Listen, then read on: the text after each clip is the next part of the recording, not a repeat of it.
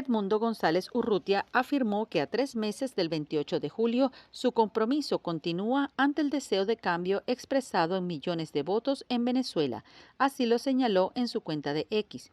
González Urrutia aseguró que las persecuciones, torturas y detenciones arbitrarias, que incluye a niños, personas enfermas e incluso mujeres embarazadas, a su juicio solo evidencia lo que la administración de Nicolás Maduro no podrá demostrar. En ese sentido, mantuvo que los venezolanos construyen la ruta del cambio y no hay vuelta atrás. Por su parte, la líder opositora María Corina Machado aseveró que sigue su lucha para que Edmundo González Urrutia sea reconocido y tome posesión como presidente el próximo 10 de enero. Machado reconoció la labor de todos los testigos y de cada venezolano, especialmente de quienes dieron su propia libertad para que se ejerciera la soberanía popular y así demostrarle a la comunidad internacional que son una inmensa mayoría los que quieren un cambio en el país. En su cuenta de X, el Comando con Venezuela recordó que González Urrutia obtuvo 7.303.480 votos, mientras que Nicolás Maduro logró 3.316.142. Esto según las cifras publicadas en el sitio web resultadosconvenezuela.com, donde aseguran digitalizaron 25.073 actas, lo que equivale a un 83,50%. A 3 meses de la elección presidencial, el Consejo Nacional Electoral aún no publica las actas. Sin embargo, le adjudica la victoria a Nicolás Maduro con 6.408.844, 51,95% de los votos, mientras que Edmundo González, según el ente electoral, obtuvo 5.326.104, es decir, 43,18%. La comunidad internacional ha reiterado su petición de que se publiquen las actas por parte del CNE, quien ya juramentó a Maduro como presidente electo para el periodo 2025-2031. Ante la no difusión de resultados disgregados, varios países optaron por reconocer a Edmundo González Urrutia y rompieron relaciones con Venezuela, entre ellos Panamá, Uruguay, Perú y República Dominicana. Desde el 28 de julio, la oposición venezolana y organizaciones no gubernamentales han denunciado una ola de represión, torturas, asesinatos y detenciones arbitrarias contra opositores o quienes son percibidos como tal. Según la ONG Foro Penal, hay 1.824 detenidos postelectorales, mientras que el Ministerio Público lo calcula en más de 2.000 arrestos. Maduro con 197 votos, Edmundo 550. Han pasado 90 días desde que se hizo la elección presidencial. Desde el Consejo Nacional Electoral el silencio es sepulcral. Edmundo González está en el exilio, María Corina Machado en la clandestinidad y Nicolás Maduro salió y regresó de una gira por Rusia y otros países. Sin embargo, el politólogo Benigno Alarcón piensa que la población venezolana tiene aún expectativas de cambio. Faltan aproximadamente 2 meses y medio para, digamos, para cruzar el Rubicón del 10 de enero, pero la realidad del asunto, por el otro lado, es que la gente quiere que pase algo y la gente tiene la expectativa de que puede pasar algo. Lo que la gente no tiene muy clara es si tiene algún rol en eso que va a pasar el 10 de enero, si debe hacer algo o si alguien va a hacer algo. El gobierno de alguna manera va a tratar de llegar al 10 de enero, poder pasar la página lo antes posible, para eso está preparando las próximas elecciones regionales y municipales, pero al final del día veo poco probable que pueda pasar la página con tanta facilidad. Por ahora hay pocas probabilidades de una negociación, según Alarcón.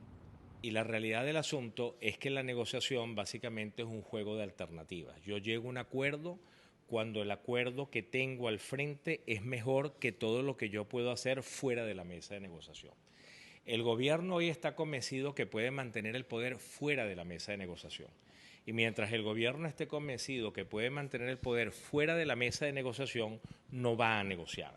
El politólogo afirmó que no ve tan claro las supuestas reuniones entre algunos factores de oposición y el ministro de la Defensa, Vladimir Padrino, por el tema electoral regional.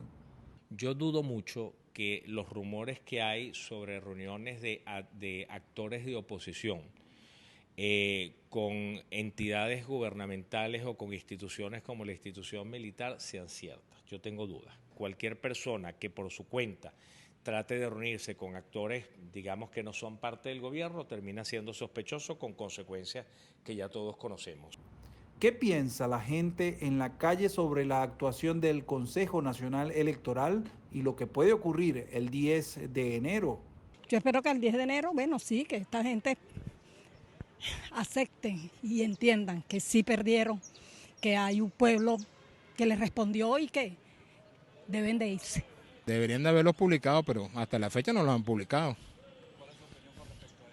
Bueno, que la política estamos muy mal, que para poder avanzar y salir adelante este país tiene que haber una política seria y responsable. Que no lo van a publicar. ¿Y eso por qué? ¿Por qué piensa eso? Porque la respuesta está dada indistintamente, ellos se quedan, pues. Así como perder energía.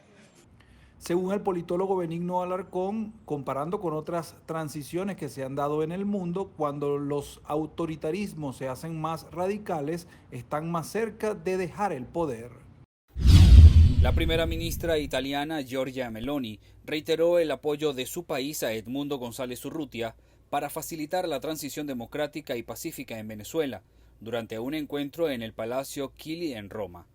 Meloni subrayó la prioridad que el gobierno de Italia da a la situación en Venezuela, también como parte de su presidencia de turno en el marco del G7. La mandataria italiana exhortó a la administración de Nicolás Maduro a que finalicen de forma inmediata las violaciones de derechos humanos, las detenciones arbitrarias y las restricciones de libertades fundamentales, en particular en relación a la oposición política.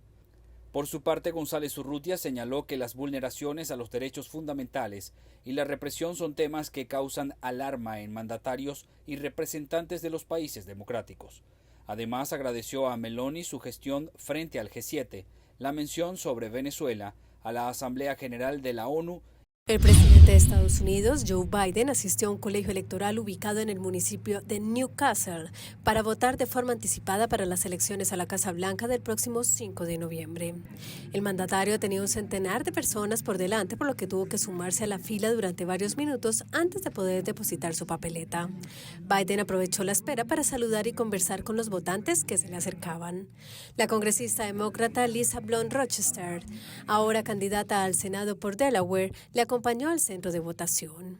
Al menos 41,9 millones de estadounidenses habían votado hasta este domingo anticipadamente en las elecciones a la Casa Blanca, en las que compiten la vicepresidenta demócrata Kamala Harris y el expresidente republicano Donald Trump.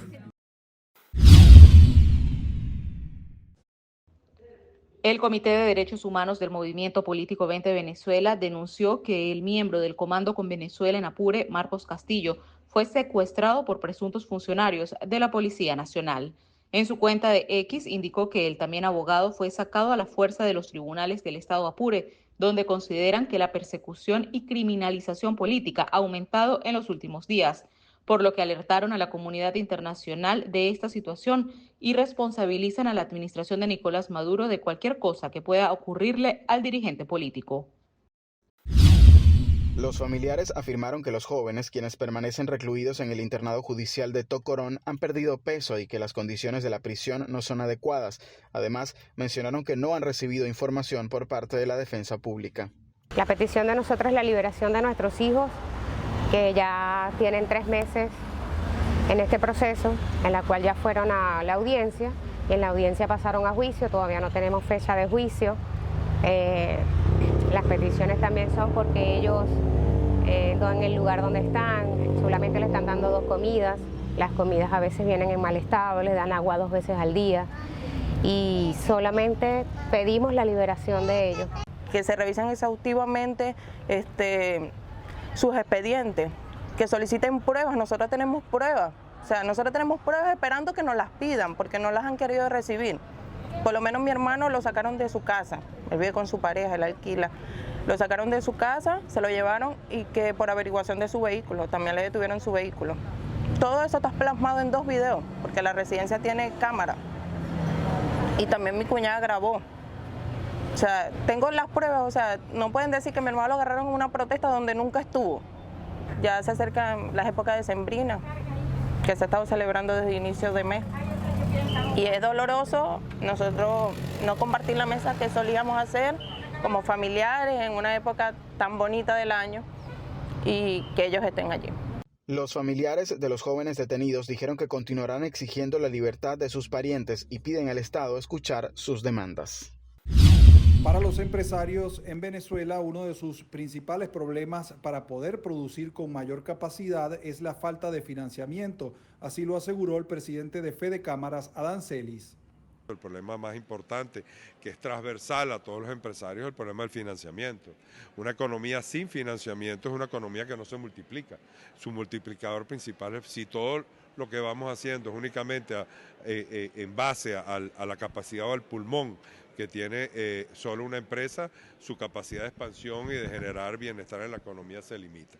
Por supuesto, bueno, estamos trabajando con todas las autoridades para tratar de lograr algunos puntos de acuerdo en eso, pues que se maneje la economía en función de ir, por ejemplo, rebajando el encaje legal, etcétera, etcétera. Pero al final hay que hacer todas estas normas o todo esto hay que irlos conversando.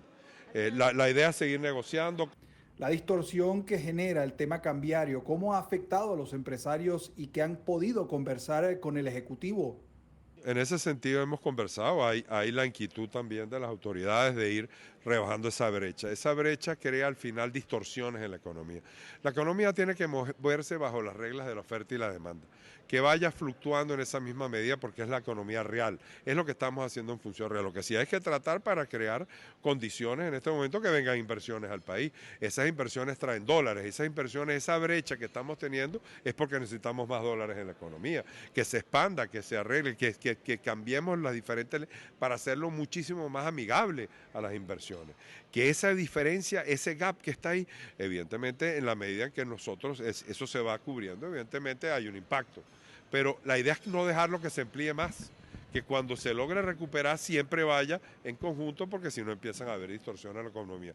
Yo creo que hemos conversado eso, hay la intención por parte de las autoridades de ir rebajando ese gap. Según Adán Celis, entre los sectores que más crecieron este año 2024 está el de telecomunicaciones y algunos de servicios, mientras que los sectores primarios tratan de mantenerse, así como algunas industrias.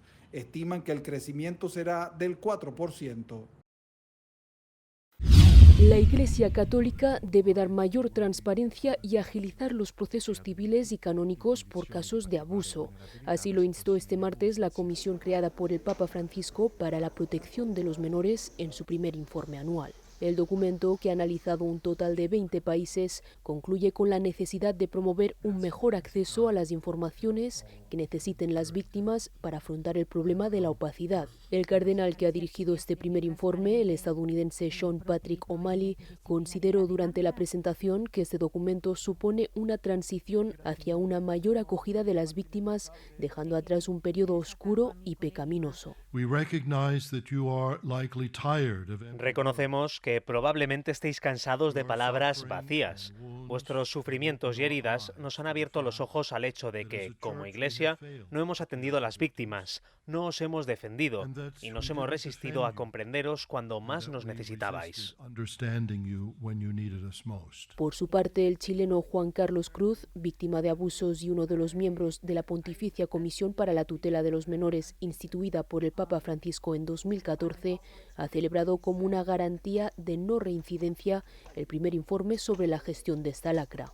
Yo no estaría en esta comisión ni le creería tanto al Papa Francisco, al cardenal y a todos los que trabajan conmigo en esta comisión si de verdad no se estuviera tratando de hacer algo reparador por los que han sufrido abusos de todo tipo. El documento admite que para las víctimas y supervivientes los procesos civiles y canónicos pueden ser difíciles, lentos e incluso fuente de una continua victimización, por lo que recomienda agilizarlo y subraya que la justicia no puede darse a costa de mayores traumas.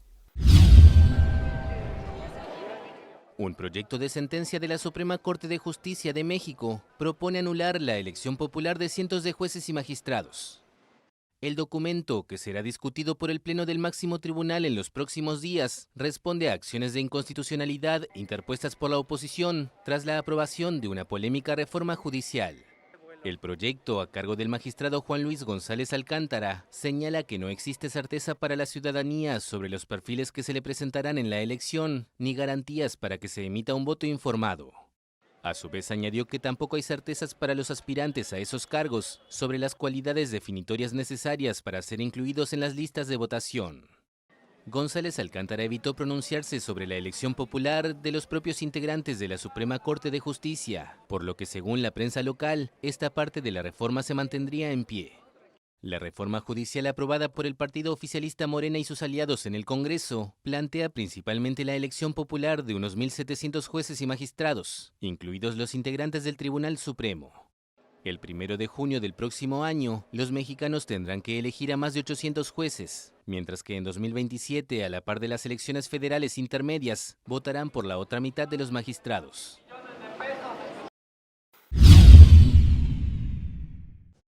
La administración de Nicolás Maduro convocó a consultas a su embajador en Brasil, Manuel Badel, tras rechazar las declaraciones que consideró injerencistas y groseras por parte del asesor especial del mandatario Luis Ignacio Lula da Silva, Celso Amorim. A través de un comunicado, el oficialismo subrayó que Amorim se ha dedicado a emitir juicios de valor sobre procesos que solo le corresponden a los venezolanos y a sus instituciones democráticas, luego de que el asesor de Lula afirmara que la administración de Nicolás Maduro incumplió con su compromiso de publicar las actas electorales del pasado 28 de julio, por lo que impidió el ingreso de Venezuela al grupo BRICS.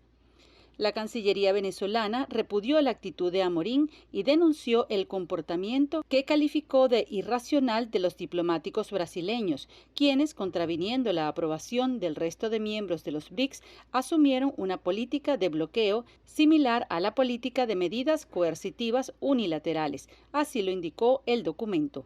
El pasado 22 de octubre, Amorim rechazó la entrada de Venezuela en el grupo de economías emergentes de los BRICS, alegando que el ingreso de nuevos miembros al foro tiene que ser muy bien estudiado dentro de un contexto mundial polarizado y multipolar.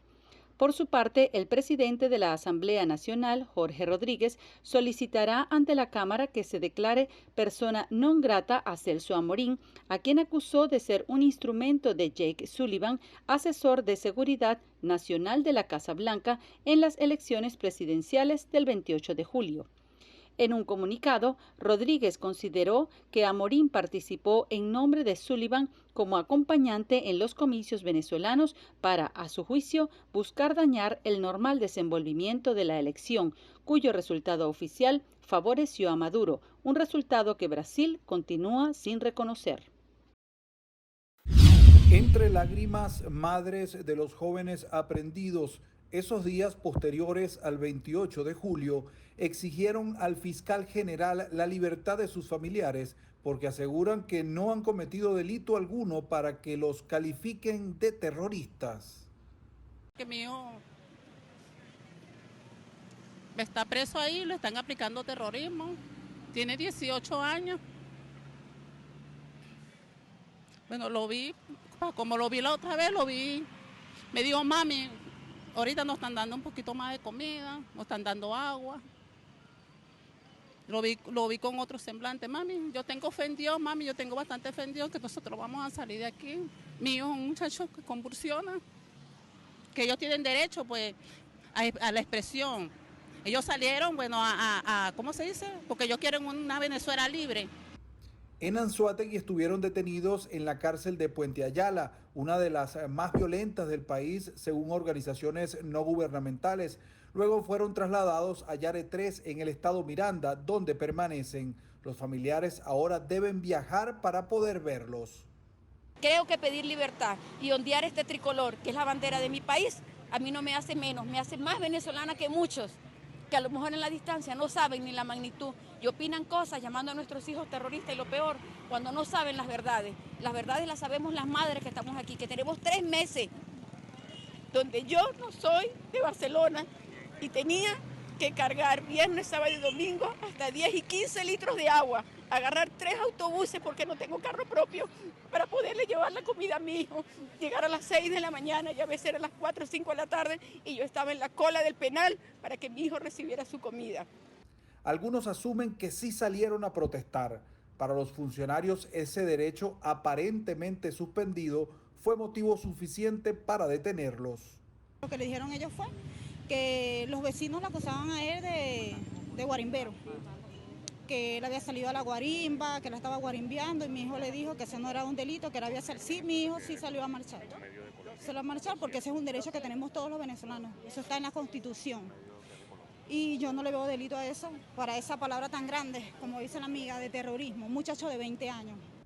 Indicaron que solo la defensa pública ha podido llevar el caso de sus familiares. No permitieron abogados de confianza, las visitas han sido pocas y las que ocurrieron fueron supervisadas o a través de un vidrio. 3 meses encarcelados sin audiencia preliminar o fecha de juicio. El médico pediatra y presidente de la Academia Nacional de Medicina Unida de Urbina enfatizó que pese a que la Organización Mundial de la Salud recomienda una cobertura vacunal de hasta un 95%, en Venezuela no llega ni siquiera al 60% de la población. La Organización Mundial de la Salud habla que usted debe tener al menos el 95% de la población susceptible a ser vacunada que reciban el beneficio. En Venezuela, de acuerdo a las cifras de la OPS y UNICEF, apenas llegamos a 48 a 49% de cobertura vacunal. Quiere decir que estamos dejando el 50 a 51% de la población de niños menores de 5 años sin recibir las vacunas adecuadas o incluso 0 dosis de vacuna. Venezuela está entre los 10 primeros países en Latinoamérica que tiene dosis 0, o sea, no le ponemos ninguna vacuna al niño y dentro de esos 10 países estamos en el puesto número 3. Debido a esta situación, desde la Academia Nacional de Medicina han alertado la reaparición de enfermedades infecciosas en el país. Reapareció la difteria en Venezuela después de 24 años sin difteria en Venezuela. Tuvimos casos de difteria en Venezuela, con 22 muertes de inicio que nos enteramos después que estaban los 22 indígenas fallecidos. Reapareció el sarampión en Venezuela después de 10 años de haber sido declarados por la OMS zona libre de sarampión. Volvió el sarampión en Venezuela. La tuberculosis con una cobertura apenas que llega a 68%, repito, siempre basándonos en las cifras OPS, OMS y UNICEF, apenas llegamos a 68% y tenemos un repunte, por supuesto, tuberculosis en el país. En el Hospital de Niños J.M. Los Ríos, que es centro de referencia nacional, estamos detectando, de acuerdo a la jefa de servicio de neumonología, un caso diario de tuberculosis en Venezuela. Por su parte, el médico infectólogo y profesor de la Universidad Central de Venezuela, Julio Castro, indicó que la preparación epidemiológica del país se ve complicada principalmente por la ausencia de cifras oficiales que permitan hacer monitoreo en materia sanitaria. Creo que una de las principales debilidades del estar preparado es no saber qué está pasando. Eso es un elemento fundamental, más allá de tener los insumos necesarios para una situación específica, ¿no? Entonces, creo que dengue que hay supone la posibilidad de que haya otras cosas como por ejemplo Zika o chikungunya que requieren algunas otras cosas. En el caso particular de Zika, la protección a las mujeres embarazadas, etcétera, etcétera. Y creo que no estoy diciendo nada nuevo cuando digo que la situación de preparación hospitalaria y del sistema de salud venezolano está débil. Ambos médicos indicaron que se debe aumentar el gasto público en materia de salud, así como fortalecer y desarrollar políticas públicas de protección social para de esta manera poder elevar las coberturas vacunales, pues hasta ahora los viales que llegan al país son producto de la donación de organismos multilaterales como UNICEF o el Fondo Gavi de la Organización Panamericana de la Salud. El ex vicepresidente de Venezuela, Jorge Arriaza, hay una comisión que, ¿no?, 2 delegados de parte de Evo, del MAS y PCP, 2 delegados de Lucho, intentan reunirse a reuniones para evitar algunos conflictos. Y me llamó, ¿no?, que estaban reunidos, dice Lucho, y con Maduro. Las conversaciones entre el oficialismo venezolano y el gobierno de Bolivia para una mediación entre Morales y el presidente Luis Arce se dieron en el marco de la cumbre de los BRICS la semana pasada en Rusia. Sin embargo, Morales informó que el presidente Luis Arce no accedió a sus peticiones. Sale una mesa de diálogo profunda para salvar la economía y segundo, libere todos los dirigentes sindicales procesados por detenidos injustamente por la marcha, ¿no? Y acabe los procesos correspondientes. Esa sugerencia. Deje de seguir persiguiendo a Evo. Supuestamente Evo estaría inhabilitado. Que aclare esos temas, que se instala la mesa de negociaciones. Ese respondió, no hay contacto conmigo, sino me he hecho consultar allá cuando, según me dice, no sé, según me dice que estaría reunido Ducho y Maduro. Los seguidores políticos de Evo Morales llevan 17 días de bloqueo de las principales carreteras del país tras una investigación por trata de personas y estupro, que podría terminar en una orden de captura contra el exmandatario. Entre tanto, Morales acusó al gobierno de inventar los procesos judiciales en su contra e intentar asesinarlo el pasado domingo.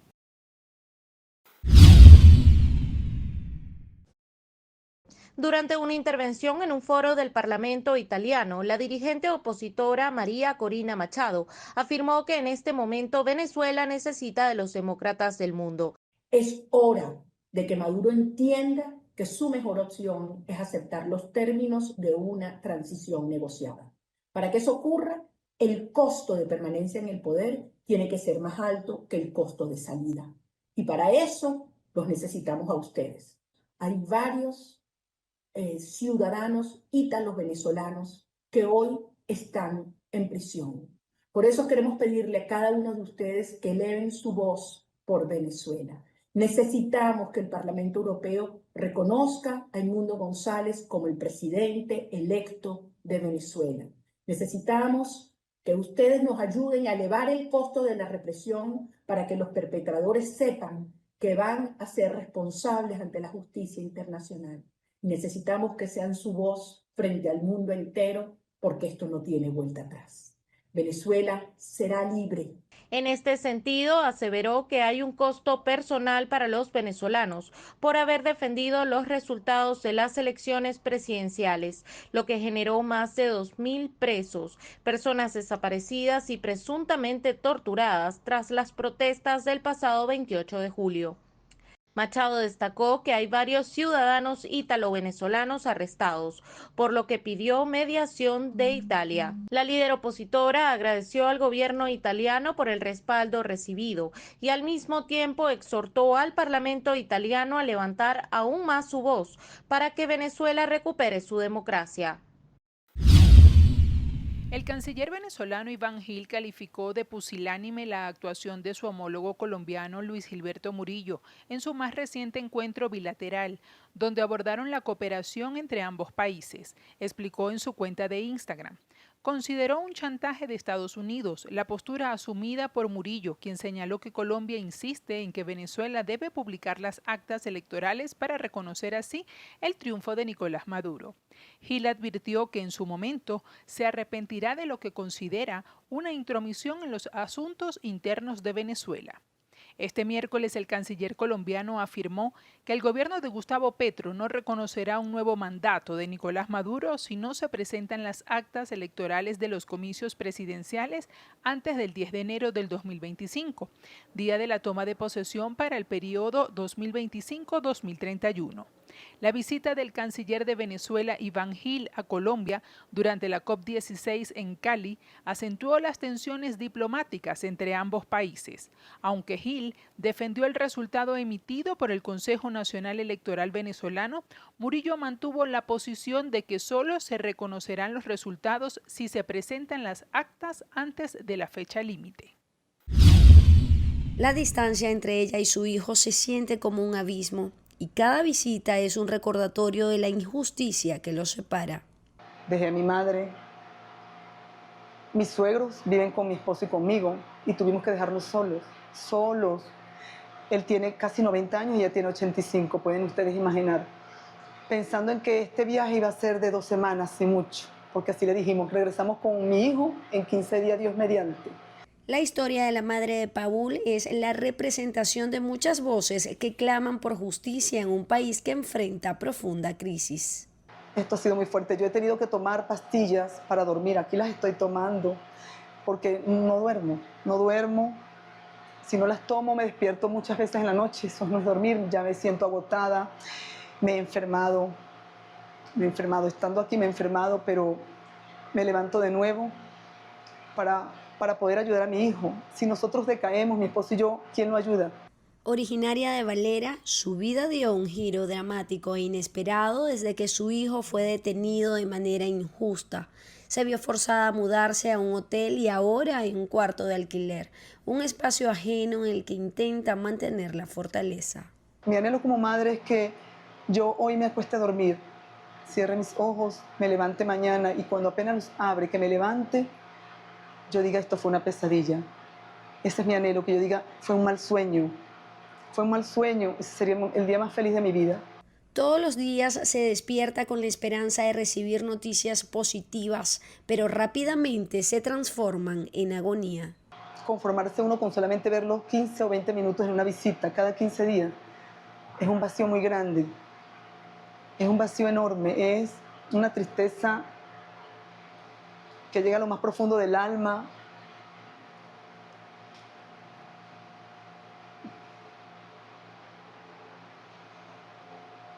Es inexplicable, solamente te puedo decir que es inexplicable, no se lo deseo a nadie. Paul cumple 27 años, va a cumplir, y de verdad es el primer cumpleaños que no vamos a estar cerca de él. Hoy en la visita me lo dijo, muy triste, soñaba con estarlo, y ha sido un dolor muy grande de solo saber que no va a estar. Esta detención ha dejado una huella dolorosa en sus padres, abuelos y todos sus seres queridos, quienes anhelan pronto regreso, especialmente en un momento tan significativo como su próximo cumpleaños. La desesperación y la lucha por la justicia son sentimientos que resuenan en el clamor de una madre que solo pide un abrazo en libertad. Tras un encuentro con Edmundo González Urrutia, el ministro de Relaciones Exteriores de Italia, Antonio Tajani, aseguró que Nicolás Maduro perdió las elecciones presidenciales en Venezuela. A su juicio, el oficialismo no quiso hacer contraste con observadores independientes de los resultados electorales porque no eran favorables para Maduro. En ese sentido, pidió a la comunidad internacional que González Urrutia sea reconocido como presidente electo y sostuvo que Italia mantiene su compromiso como país presidente del G7 de facilitar una transición democrática que corresponda a la voluntad de los venezolanos expresada el pasado 28 de julio. Tajani condenó las violaciones a los derechos humanos, las detenciones y la represión desatadas luego de la elección presidencial.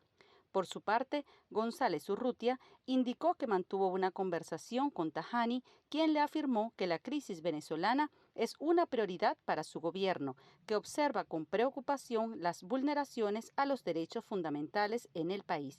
En ese sentido, explicó que muchos de los ítalo-venezolanos detenidos desconocen los motivos de su arresto, lo que a su juicio es un indicador de la erosión de las libertades individuales en Venezuela, reza el texto en su cuenta de X. Es designado el ciudadano Alfredo José Ruiz Angulo como defensor del pueblo de la República Bolivariana de Venezuela. Es designado por la Asamblea Nacional el ciudadano Gustavo Adolfo Vizcaíno Gil como Contralor General de la República. Se designa en consecuencia al ciudadano doctor Tarek William Saab Halabi como Fiscal General de la República. Esta designación se realizó durante una sesión ordinaria de la Asamblea Nacional, donde se presentó el informe final del Comité de Evaluación Postulaciones del Poder Ciudadano, con 48 candidatos para Defensor del Pueblo, Fiscal General y Contralor General. Cabe destacar que Alfredo Ruiz ejerce el cargo desde el 5 de agosto del 2017, cuando fue nombrado Defensor del Pueblo interino, y ese mismo mes fue confirmado en sus funciones por la Asamblea Nacional. Además de él, Tarek William Saab también ocupa ese cargo desde el 5 de agosto del 2017. La posición del presidente es clara y acá estamos para impulsar la agenda del presidente. No estamos para sacar conclusiones propias en términos de decisiones que hay que tomar en voz o en cabeza del presidente. Lo que dice el presidente se hace. Si no se hace, todos estamos invitados dentro de nuestras libertades individuales a retirarnos del gobierno y seguir nuestros caminos por fuera de la agenda del presidente. La decisión del presidente fue porque no estuvo acorde a lo que el presidente piensa y a lo que todos sabemos que el presidente piensa.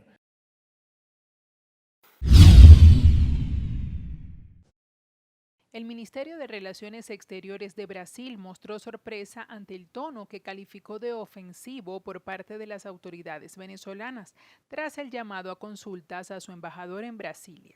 La posibilidad de declarar persona non grata al asesor especial del presidente Luis Ignacio Lula da Silva, Celso Amorín, y discursos contra este último. En un comunicado de prensa, el gobierno de Brasil aseguró que respeta la soberanía de cada país y estima el principio de no intervención. Sin embargo, el gobierno tiene interés en el proceso electoral venezolano porque, entre otras cosas, fue testigo de los acuerdos de Barbados, a los que fue invitado, así como de su compromiso de monitorear la elección prevista para el 28 de julio. Además, la Cancillería indicó que las asociaciones deben basarse en el diálogo abierto, el respeto a las diferencias y el entendimiento mutuo. Esta semana, el oficialismo venezolano subrayó que Amorín se ha dedicado a emitir juicios de valor sobre procesos que solo le corresponden a los venezolanos y a sus instituciones democráticas, luego de que el asesor de Lula afirmara que la administración de Nicolás Maduro incumplió con su compromiso de publicar las actas electorales del pasado 28 de julio, por lo que pidió el ingreso de Venezuela al grupo BRICS. La Cancillería venezolana repudió la actitud de Amorín y denunció el comportamiento que calificó de irracional de los diplomáticos brasileños, quienes, contraviniendo la aprobación del resto de miembros de los BRICS, asumieron una política de bloqueo, similar a la política de medidas coercitivas unilaterales. Hace 2 años, el presidente de Venezuela, Nicolás Maduro, y el de Colombia, Gustavo Petro, tuvieron su primera reunión oficial tras la reanudación de las relaciones diplomáticas. Después de esto, el vínculo ha estado marcado entre la amistad, la moderación y las críticas.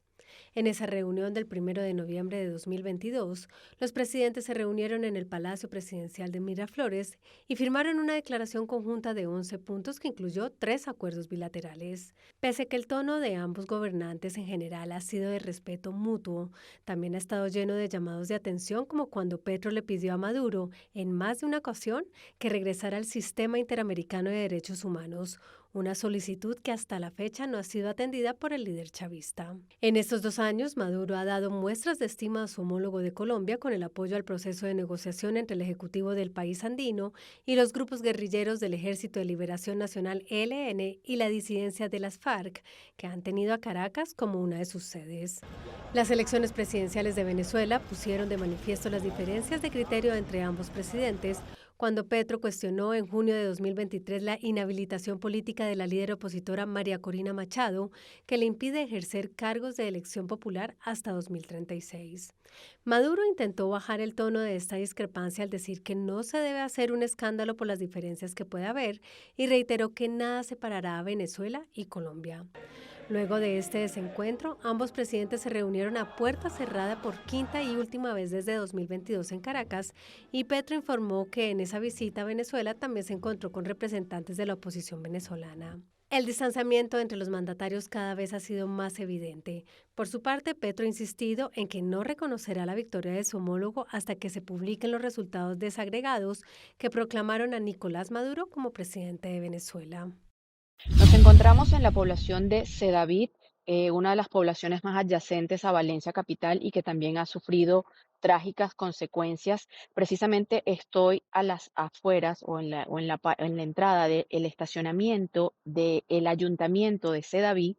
Estoy a las afueras del ayuntamiento de Sedaví, y este estacionamiento, este garaje que es de 2 pisos, está totalmente cubierto de agua. Se han hecho trabajos de achique con bombas que han traído los bomberos, pero han sido pocos los metros que se han podido sacar de agua y pues se estima que dentro de este garaje, dentro de este estacionamiento, puedan haber víctimas fatales. Se espera que pues los trabajos de achique con bombas más grandes, porque es lo que se necesita por la cantidad de agua que hay dentro de este estacionamiento, se reanuden el día de mañana. Esta es parte de los destrozos y es parte de lo que en toda la zona. Esto es el estacionamiento a las afueras del ayuntamiento de Sedaví. Miren cómo los vehículos han quedado unos sobre otros. Estas imágenes se repiten una y otra vez por todo el sector, no solo en este poblado, sino en todas las poblaciones que han sufrido esta tragedia, este paso de la Dana por la comunidad valenciana. Más temprano nos encontramos en el camino hacia acá con venezolanos que viven en esta zona de Sedaví, esta población de Sedaví, que han estado afectados. Pidiendo a Dios que esto pase ya. ¿Qué les ha ocurrido a ustedes, a ti, a tu familia? ¿En qué zona estás? En Sedaví perdimos el coche, bueno, y vecinos, hemos pedido vecinos y que estamos simplemente sin nada en el pueblo, ya no hay insumos y las personas que puedan ayudarnos, pues simplemente, no solamente a nosotros, sino a todos los vecinos del pueblo de Sedaví. ¿Dónde estabas al momento de la tragedia? ¿Y a qué hora? Sobre las 8:30 íbamos del supermercado Consum a casa y ya venía el río, ya venía todo el desastre. El día de hoy esto ha sido un aluvión de solidaridad. Los valencianos se han trasladado, han llegado no solo aquí a Sedaví, sino a todos los pueblos alrededor, andando, caminando, porque es la única forma de poder llegar hasta aquí para colaborar, hacer un trabajo de voluntariado. Y lo que ustedes están viendo en este momento ya está limpio prácticamente. Se ha hecho el trabajo de remoción, de limpieza, gracias al trabajo de estas personas voluntarias. Ha sido tal la movilización que han sido convocados mañana para tratar de coordinar esas intenciones de ayuda de las personas, tratar de tener algún tipo de coordinación también con las autoridades, porque las personas, al ver que seguían sin llegar la ayuda a cada uno de estos poblados, han decidido tomar alimentos, palas, y pues se han venido a ayudar, y es la limpieza que, pues, entre comillas, se ha ya logrado abrir un poco el paso en esta zona. Seguiremos ofreciéndoles más información y más detalles de cómo van ocurriendo las labores de rescate, la actualización de las cifras de las víctimas, que el parte más reciente ocurrirá, el último parte daba cuenta de 202 muertos, 202 fallecidos. Se espera que en breve pueda ser actualizada esta cifra. Desde Sedaví, en la comunidad valenciana, Eliana López Álvarez. Los migrantes que ingresen a Panamá desde Colombia a través de la selva del Darién en su ruta hacia Estados Unidos serán multados con hasta $5.000. El anuncio fue hecho 6 días después de que se publicara un decreto que aumenta las multas a los migrantes en un intento por frenar la entrada a través de la selva. Migración, hemos anunciado que toda persona que ingrese al país extranjero violando los puestos de control migratorio terrestres, aéreos o mar, será multada con un monto que oscila entre $1.000 y $5.000 según la gravedad de la infracción. Según la nueva norma, el migrante que no pague la multa no podrá salir del país y si no cuenta con los recursos para cumplir con la sanción, será deportado. En lo que va del año, unos 283.000 migrantes han ingresado a Panamá por la selva, según cifras oficiales, 37% menos que en el mismo periodo de 2023. La gran mayoría son venezolanos, aunque también hay colombianos, ecuatorianos, haitianos y chinos. Hasta ahora, más de 1 millar de migrantes han sido deportados de Panamá bajo un plan financiado por Estados Unidos. El programa no se aplica a los venezolanos porque Caracas prohibió el ingreso de aviones procedentes de Panamá por los cuestionamientos a la controvertida reelección del presidente Nicolás Maduro el 28 de julio.